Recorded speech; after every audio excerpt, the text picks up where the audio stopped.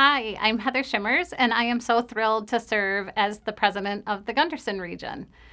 I would say my primary responsibility is really to help our organization deliver on the triple aim. And when I talk about the triple aim, that's really improving the health of our community, offering an outstanding experience of care to our patients and their families, and then easing the financial burden of healthcare, which we all know is a task in itself. So, how do we go about doing that? I think the first thing and the most fun thing I have in doing the work I do is developing and focusing on our people. Those of you that are closest to the work, I enjoy so much working with all of you and making sure that I'm giving you the tools you need to do your job and then allowing you to execute on the work. I think that's what gets it done. And what makes Gundersen so special is the relationships that we have and how we get the work done. So I do value relationships, I value community connection, and I think when you tie that all together, it allows you to deliver on the triple aim. What would you all be surprised to know about me? So I'm a registered nurse. That shouldn't be the surprise, but being a nurse is not what I had originally set out to do in my college experience.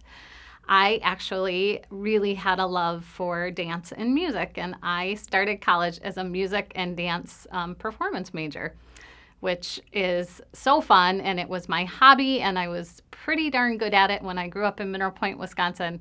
And then I hit the big city of Milwaukee and realized that there was a lot of competition out there, and I maybe wasn't quite as good as I once thought I was.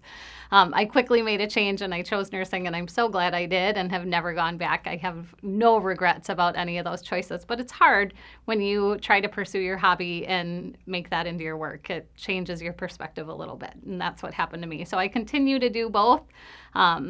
As I've aged, the singing voice has changed a little bit. I still love to dance. If you put on some Prince or Madonna, I'm going to be the first one out on the dance floor. And I still can't watch a Broadway show without breaking down in tears because someday I'll be on Broadway.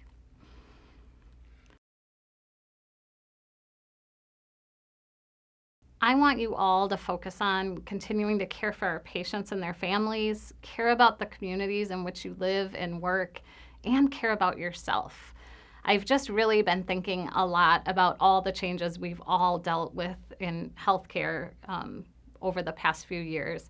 And I can't help but make this connection. So my youngest son is on a trip right now exploring the mountains. He is all over the country and having a blast. And it's been really fun to talk with him about his adventures and where he's at and how it just looks like this insurmountable climb when he's standing at the bottom of the mountain. But he keeps calling me when he's tackled it and at the end of it, and how much smaller it looks when you're looking at it after you've completed it. And I can't help but connect those two things.